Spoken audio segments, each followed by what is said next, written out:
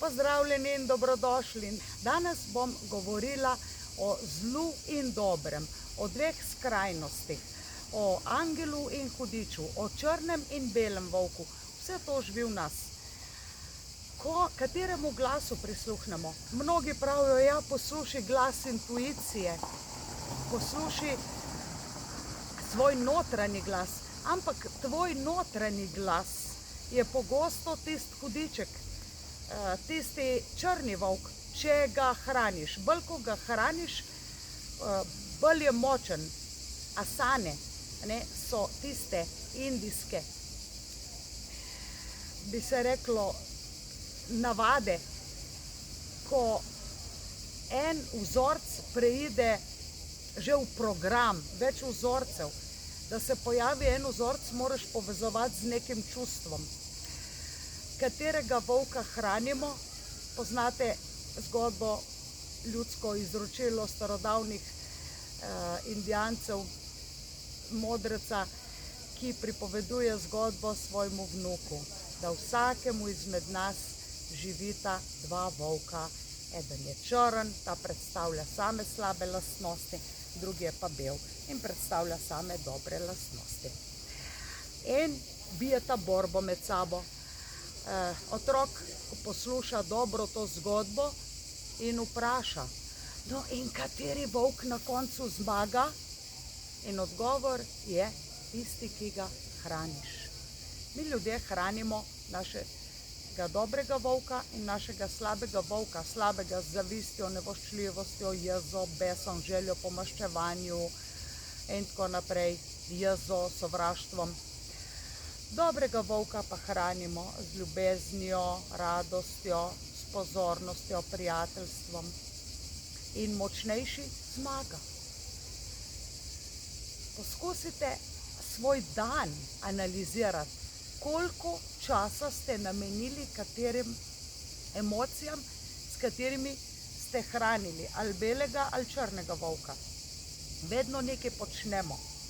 In pomembno je, da se znebimo črnega volka, pomembno je, ker ta začne tako močno govoriti z nas, da mi mislimo, da že sledimo klicu intuicije, sledimo pa prestrašenemu delu naše osebnosti, ki mu rečemo tudi ego, ali sicer je ego tudi del preživetvenih nagonov in je lahko tudi dober, ki nas opozarja na neko nevarnost, ampak je pogosto tisti kuža pazi, ki ne pazi, ampak samo laja na vsakega poštarja, na vsakega dobrega človeka.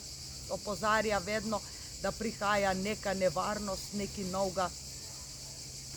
In to opozorilo niso opozorila intuicije, niso opozorila belega angela, ampak črnega angela, hudička. Namreč staroselci, Indijanci niso poznali Boga in hudiča, angela, belega angela in črnega angela. In niso imeli, tako kot smo mi katoliški, ampak to je isto. Se pravi, da v nas živi beli in črni volk, da je del našega karakterja podoben belemu ali črnemu. Jaz mislim, da smo večina med nas sivi. Se pravi, nismo 100% beli, nismo 100% črni, ampak tudi odtenki sive imajo veliko nijans. Se pravi, siva je lahko 50 odtenkih sive. Smo lahko temno sivi, svetlo sivi, bolj proti beli. Dajmo delati na tem, da bomo svojo vibracijo, tako kot smo, privabili take situacije, kot je naša vibracija. Ampak ne more biti kamuflaža. Ne moreš se zlagan predstavljati svetu. Naprimer, imela sem nekje eno srečanje na eni delavnici, slučajno se pogovarjam z eno udeleženko. Pravi, jaz vsakmu, ki gre mimo, kar tako po ulici, pošiljam ljubezen. Kar enemu tujcu, neznancu. Na kar sem jo vprašala, zakaj? Ja, tako, a ne, pač tako, zaradi vibracije. Tukaj ostanemo pri dejanjih, ne pri pošiljanju nekih energijskih stvari, ker verjemi, jaz lahko celo ne vzamem kosila, večerje nekoga, ki mi ponuja, če je neznanc, če ne poznam, da je higienično to jed pripravil. In ne zdi se mi potrebno, da bi mi kdorkoli karkoli pošiljal. Popolnoma ne rabim, ne? In popolnoma ne sprejmem, ker pač ne vem, če je to resnično. Nočem kamuflaže, ne pomaga biti zlagan, ne pomaga se delati, da živiš v pozitivnem. Se pravi, biti ljubeč pomeni vračati ljubezen ljudem, ki so do tebe ljubeči. Ne? Ljubeč do sebe pomeni tudi reči ljudem, ki so nespoštljivi, nesramni do tebe, stop, zadosti je, ker ceniš in ljubiš samega sebe. Kakorkoli, ko vas bo po noči notranji glas poklical, v hladilniku imam sladoled, nekaj dobrega, ne? Veste, da to ni intuitivni glas, če ste pač paste na zdravo prehrano. Ko greste mimo pizzerije, pa vam nek glas reče, kako bi se meni prilegala pica, pa ste spet na dieti, pa ste se spet odločili, da boste malo bolj zdravo živeli. To ni angel, ne? To je tisti ego, ki hoče vztrajati na starem, ne?